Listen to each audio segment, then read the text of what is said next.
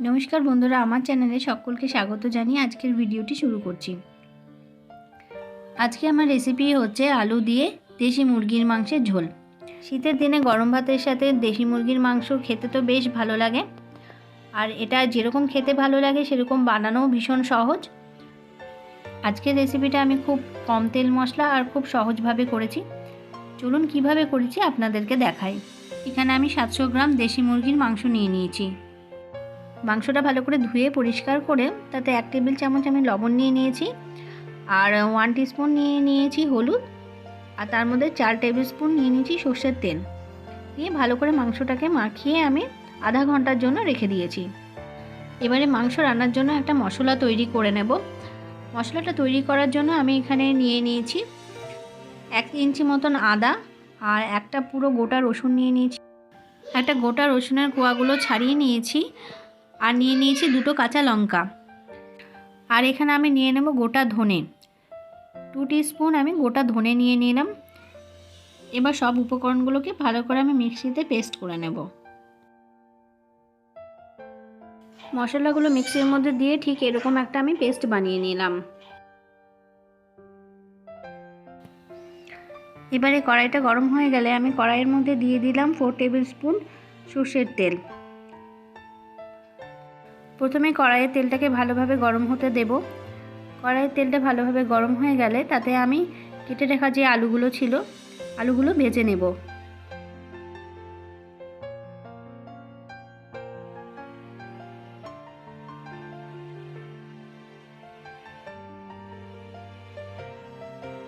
আলুগুলো তুলে নেওয়ার পর আমি কড়াইতে দিয়ে দেব গোটা মশলাগুলো। গোটা মশলার মধ্যে আমি 2টো লবঙ্গ, একটা দারচিনি, ইলাইচি, হাফ টিস্পুন দিলাম গোটা জিরা। মিডিয়াম ফ্লেমে আলুগুলোকে আমি ভেজে তুলে রাখবো। গোটা মশলাগুলো দেওয়ার 10 থেকে 15 সেকেন্ড পর আমি কেটে রাখা পেঁয়াজগুলো দিয়ে দেব। একটা গোটা পেঁয়াজ আমি কুচি করে রেখেছিলাম, সেই পেঁয়াজটা আমি দিয়ে দিলাম। এবারে পেঁয়াজটা দেওয়ার পর ভালোভাবে নাড়াচাড়া করে নেব। পেঁয়াজটাকে ঠিক লালচে লালচে করে ভেজে নেব। পেঁয়াজের রঙটা যখন পাল্টে বাদামি বাদামি হয়ে যাবে ততক্ষণ অবধি পেঁয়াজটাকে ভাজতে হবে। এবার আমি দিয়ে দেব হাফ টিস্পুন চিনি। চিনিটা দিলে ঝোলের রঙটা বেশ সুন্দর হবে, সেই জন্য এখানে চিনিটা আমি অ্যাড করলাম।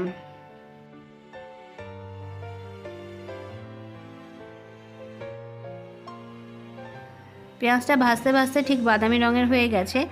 এখন আমি মেখে রাখা মাংসটা আমি কড়াইয়ের মধ্যে দিয়ে দিচ্ছি।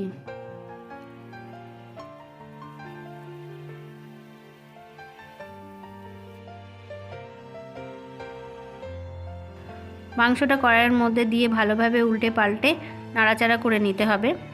এভাবে মাংসটাকে কষাতে থাকতে হবে।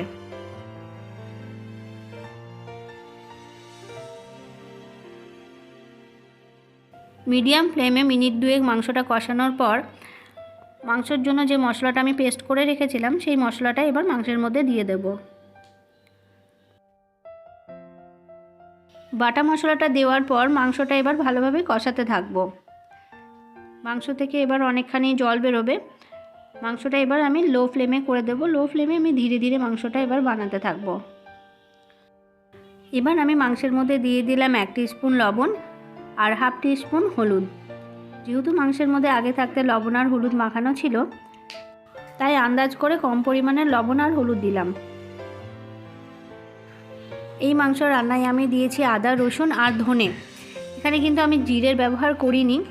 আপনারা ধনে দিয়ে এরকমভাবে মাংস রান্না করে একবার দেখবেন, ভীষণ ভালো লাগে খেতে।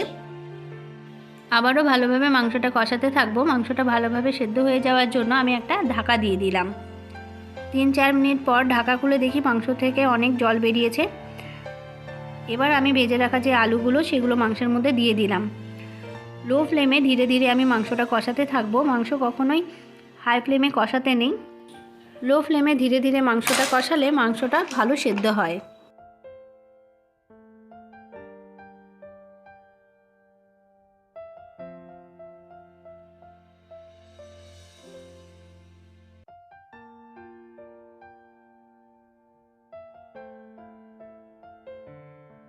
কষাতে কষাতে মাংসের জলটা অনেকখানি কমে এসছে।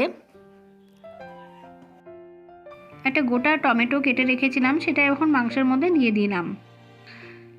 টমেটোটা মাংসের মধ্যে দিয়ে ভালোভাবে আমি নাড়তে থাকবো।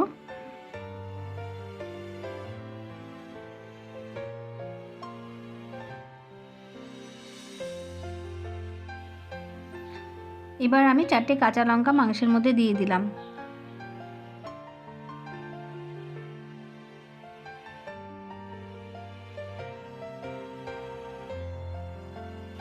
মাংসটা কষাতে কষাতে মাংসর জলটা অনেকটাই শুকিয়ে এসেছে। এখনও ভালোভাবে কষানো হয়নি, আরও খানিকক্ষণ কষাতে হবে মাংসটা। এবার হাফ টিস্পুন লঙ্কার গুঁড়ো মাংসের মধ্যে অ্যাড করলাম। লঙ্কার গুঁড়োটা দিয়েও মাংসটা ভালোভাবে কষাতে হবে।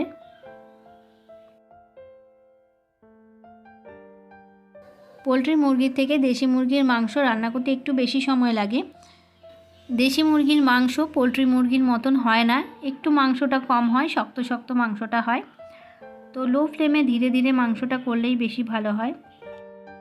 কিন্তু লো ফ্লেমে ঢেকে রান্না করলে মাংসটা ভালোই সেদ্ধ হয়। আর যদি মনে হয় মাংস সেদ্ধ হচ্ছে না, কুকারেও করা যায়। কুকারে 2খানা সিটি দিয়ে দিলেই মাংস সুন্দর সেদ্ধ হয়ে যায়।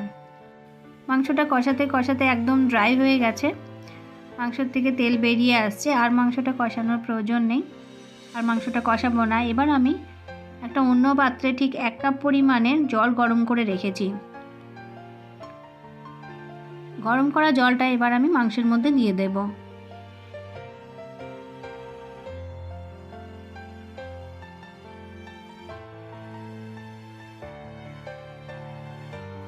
ঝোলটা ভালোভাবে ফুটে গেছে। ঝোলটা 5 থেকে 6 মিনিট মতন আমি ফুটতে দেব। তারপরে গ্যাসের ফ্লেমটা আমি অফ করে দেব। দেখে নেব মাংসটা ভালোভাবে সেদ্ধ হয়েছে কিনা। এবারে উপর থেকে আমি হাফ টিস্পুন গরম মশলা ছড়িয়ে দিলাম। গরম মশলাটা দেওয়ার পর 2 থেকে 3 মিনিট ঝোলটা আবারও ফুটবে। তারপর মাংসটা আমি ঢাকা দিয়ে দেব আর গ্যাসের ফ্লেমটা অফ করে দেব। গরম মশলাটা দিয়ে দেওয়ার পরও ঝোলটাকে আরও 2 থেকে 3 মিনিট ফুটিয়ে আমি গ্যাসের ফ্লেমটা অফ করে দেব। মাংসটা দেখুন ভালোভাবে সেদ্ধ হয়ে গেছে।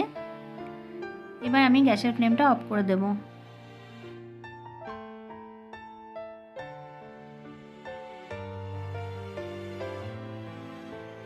মাংসটা রান্না হয়ে গেছে, চলুন এবার দেখাই মাংসটা কীরকম হয়েছে দেখতে।